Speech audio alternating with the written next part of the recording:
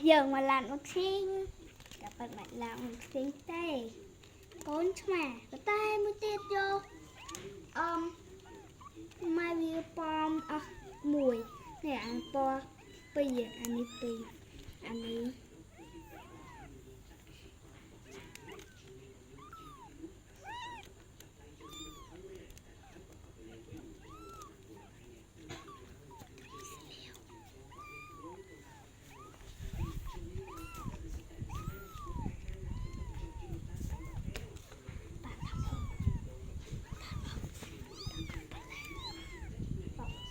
thật là ôm môi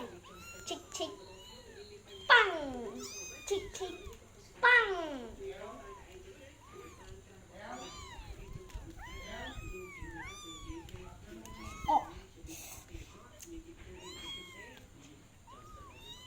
ôi con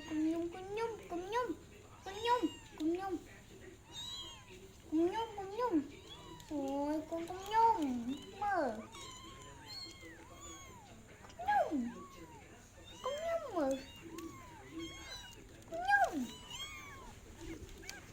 chạo vía nghe đi chạo vía vào rồi tới hay ôi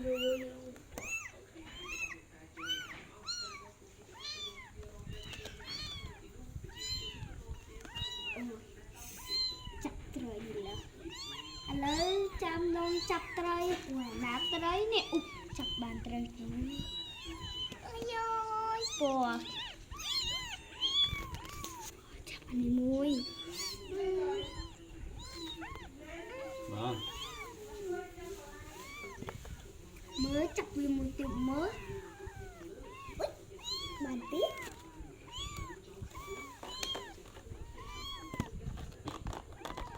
đấy mới la lên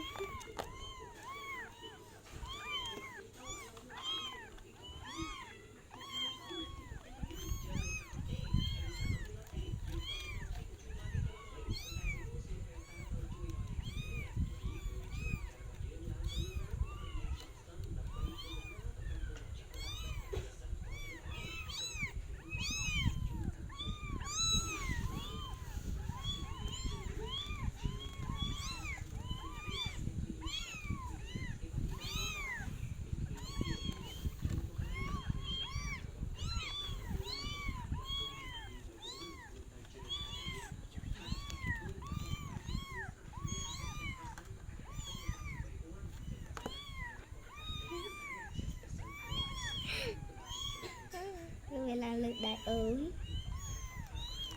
ui nhẹ có nhẹ mà ui nó nhẹ vào bà ui